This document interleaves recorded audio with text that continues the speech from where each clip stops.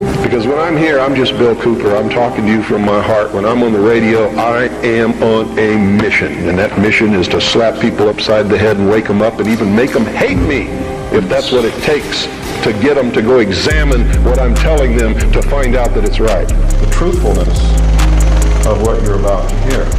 Because it is so important not only that you understand it and believe it, but that you act upon it. And now we're being bombarded with messages that Osama bin Laden is planning to attack the United States of America. And I'm telling you, be prepared for a major attack. But it won't be Osama bin Laden. It will be those behind the New World Order. I did not believe that the government would use me in that way. I had devoted my whole life to government service. I had been in the Air Force, I was in the Navy, I was a river patrol boat captain in Vietnam. But over the years, I've done a lot of research. What I've discovered is there's no proof existing anywhere that extraterrestrials are real or that have ever visited this planet. The right track is don't believe anybody. Don't believe me. Don't believe George Bush. Don't believe anyone. You got to go out and you got to get proof in your hand before you can believe anything. And to do otherwise today is the biggest mistake that anyone can ever make. One of the biggest misconceptions in this country is what this country is all about, who founded it, for what purpose, and most specifically, what it is that we're all looking for. There is no such thing as an ozone layer. What is it called? Because what are these? These are ions. Ozone is an ion of oxygen. It's called the ionosphere. So why don't these freako-environmentalist liars call it what it is, the ionosphere? Because it would be the truth, and we can all prove that the ionosphere is not disappearing. You watch me every day of my life. If anything happens to me, you don't have to do any more research. You know damn well everything I'm telling you is true. And they don't want you to know that, so they're not going to touch me unless they can make it look like an accident where you will believe that it's an accident. And I'm telling you right now, they know how to make people die of heart attacks, strokes, brain hemorrhages. Why won't you believe millions of people who are telling you that they have seen these craft flying in the air, that they're metal, that they are intelligently guided, that they are real, and that they demonstrate a technology beyond anything that we know of publicly anyway?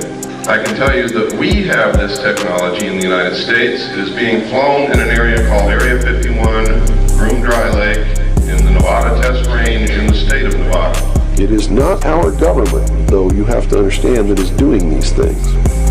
It is not our government that's failing us. It's not the Constitution or the Bill of Rights that's a bad instrument. It is a group of men who belong to secret societies who have infiltrated our society and our government at all levels and are destroying it and subverting it from within. You see, the CIA created Osama bin Laden. They recruited him. They trained him. They found his leadership. They brought them all together. Digesting all this information, reading all of these letters from people of every kind of background that you can imagine, every race, every religion, every kind of agenda. And believe me, there's an awful lot of agendas going on in this country that are dangerous. There is lots of evidence, tons of it in fact, that there are a group of people collectively known as the Illuminati who want us to believe in some extraterrestrial threat from space so that they can cause a world government, bringing together of all the people to resist that external threat. With clear understanding that President Kennedy was killed by William Greer, the Secret Service agent driving his limousine in the motorcade. These documents disclose to me that the people involved in the assassination of the President from the Office of Naval Intelligence, the Secret Service, Division 5 of the FBI, and the Central Intelligence Agency. The reason stated was that he was a security risk, that he had ordered them to stop the sale and importation of drugs. According to the documents that I saw, his assassination was ordered by the policy committee of the Bilderberg Group, which is really the secret world government, and was carried out by agents of Division 5 of the FBI, the Secret Service, the Central Intelligence Agency, and the Office of Naval Intelligence, of which I was a part. The major controlling membership of these secret societies is a group known as the Round Table of Nine.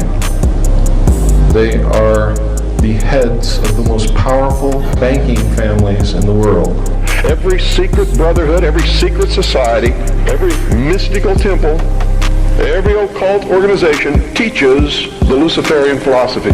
They are atheists in the strictest sense of the word. They are humanists. That's their religion.